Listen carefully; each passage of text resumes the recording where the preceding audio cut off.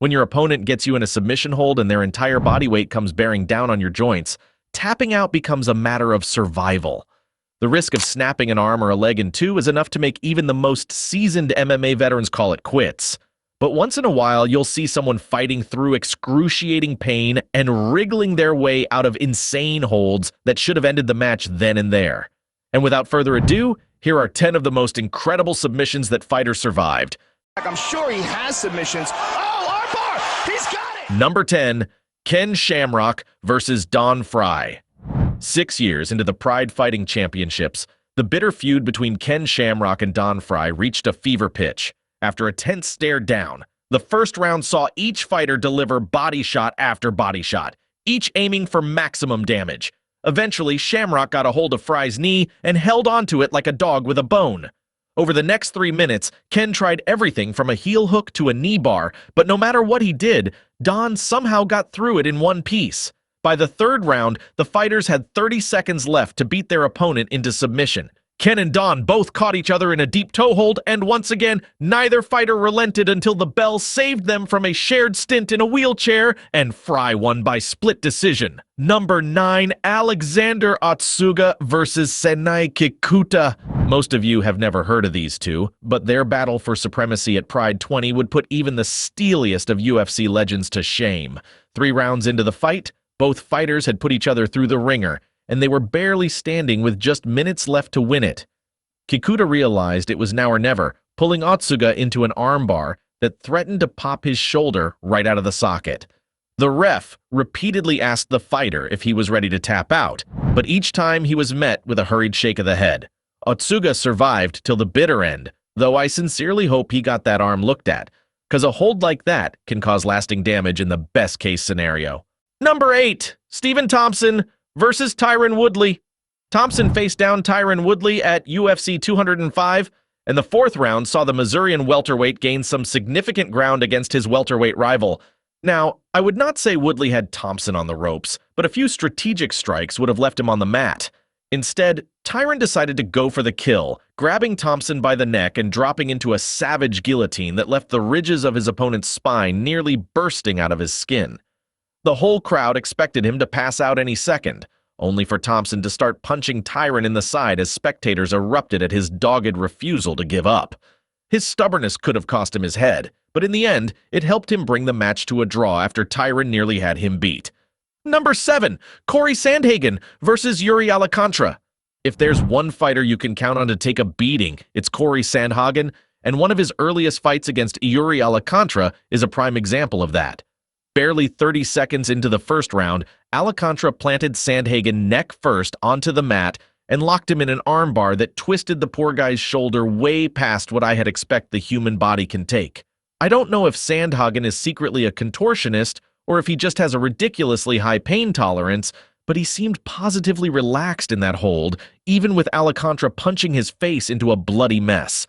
After about a minute of torture, Sandhagen got a hold of Alcantara's ankle, used it to slide his opponent's leg over his back, and broke free of the hold.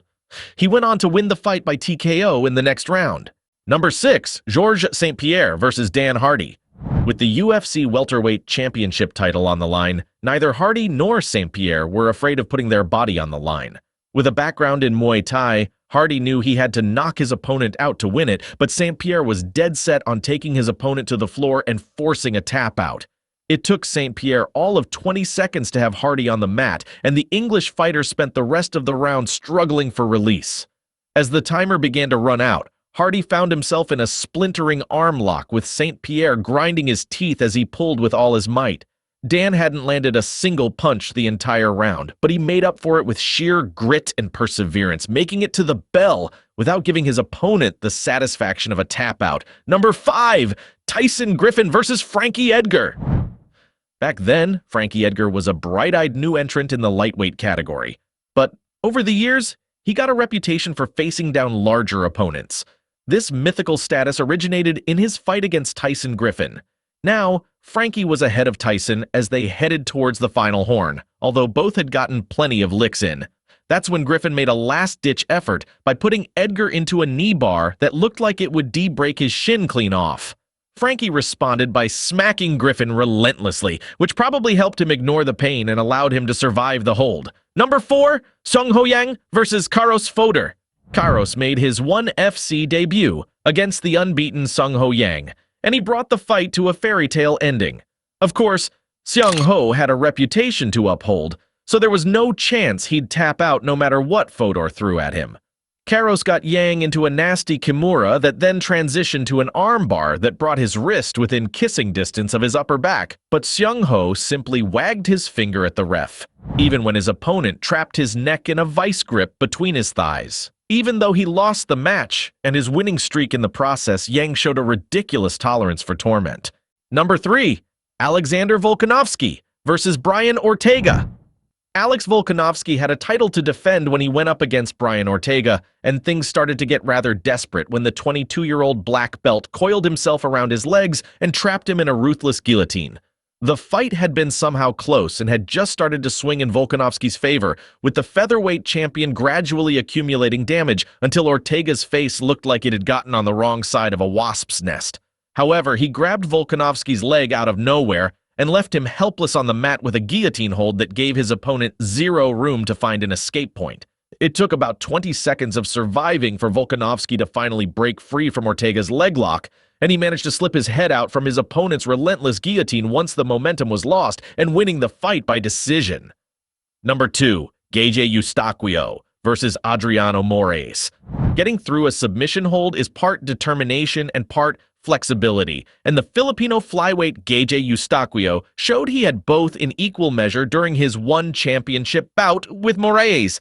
This was the conclusion to an awe-inspiring fight trilogy, and pretty soon Gaye found himself contorted into a position no ordinary human being could withstand. With his knee pressed all the way up against his chest and his ankle caught between Adriano's face and shoulder, the fact that he didn't tap out immediately is a testament to his skill and heart as a fighter. In fact, the guy looked practically relaxed while Moraes kept him in that banana split combined with a rear naked knee bar, I would call it, and by not losing his cool, he was able to frustrate his opponent to the point where he basically lost interest in the hold. I mean, Moraes was just as shocked as everyone else. Number 1, John Jones versus Belfort. You can't make a list of submission escapes without talking about the legendary Belfort-Jones bout at UFC 512. Vitor had eliminated a lot of his opponents in the very first round in the lead-up to this fight, so Jones decided to spend a few minutes crawling around before launching himself into Vitor's torso and taking him down to the mat. However, he didn't realize that his opponent had lured him into an armbar, which led to Jones basically carrying Belfort around as he tried to break free. For a second there, it seemed like Belfort would rip Jones's arm off, but gravity eventually won out, and the future heavyweight champ was able to slip from his opponent's grasp, to eventually finishing Vitor via Kimura. Which of these insane escapes shocked you the most? Leave a comment below, and don't forget to like and subscribe. But that's all for today. See you next time. Till then, remember to protect yourself at all times.